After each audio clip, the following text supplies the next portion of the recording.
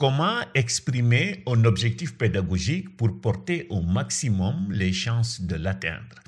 C'est une question qu'un enseignant se pose, j'allais dire, doit toujours se poser avant de définir ses objectifs pédagogiques.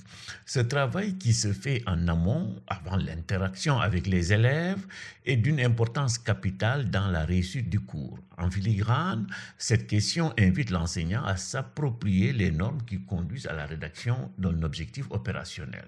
Ce travail de réflexion commence donc par la communication claire de ses intentions, ce qui signifie que votre objectif doit être défini de la façon la moins équivoque possible.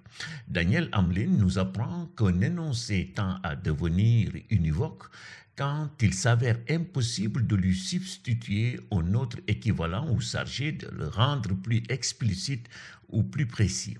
Tant que cette substitution est possible, dit-il, l'énoncé est équivoque. Il signifie plusieurs choses à la fois, donc sujet à interprétation.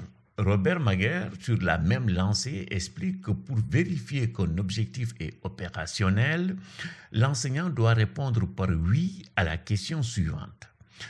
Une autre personne compétente peut-elle sélectionner les élèves qui, selon la définition de l'objectif, réussissent et cela d'une manière telle que vous, le rédacteur de l'objectif, soyez d'accord avec la sélection qu'elle a faite? Malgré ses efforts de clarification pour tendre vers l'univocité, précisons avec Daniel Hamlin qu'il n'est pas possible de formuler un objectif strictement univoque. Cette situation s'explique selon lui par le fait qu'un phénomène de langage ne peut être traité dans l'absolu et que l'univocité et l'équivocité des mots sont toujours relatives aux interlocuteurs concernés.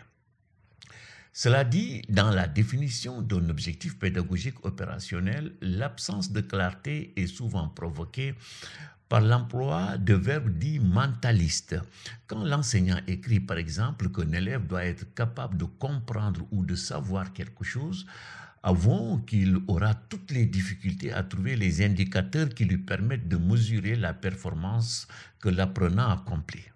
Pour définir un objectif pédagogique opérationnel, il est donc vivement conseillé à l'enseignant de préciser ce que l'élève doit être capable de faire à l'issue de la leçon. Seul l'emploi des verbes d'action peut l'aider à décrire une activité de l'apprenant identifiable par un comportement observable. Écrire, réciter, résoudre, construire sont des exemples de verbes d'action. L'enseignant doit ensuite préciser dans quelles conditions le comportement escompté doit se manifester. Enfin, le niveau d'exigence auquel l'apprentissage est tenu de se situer. Comme nous pouvons le voir, une bonne partie du travail de l'enseignant se fait avant le cours.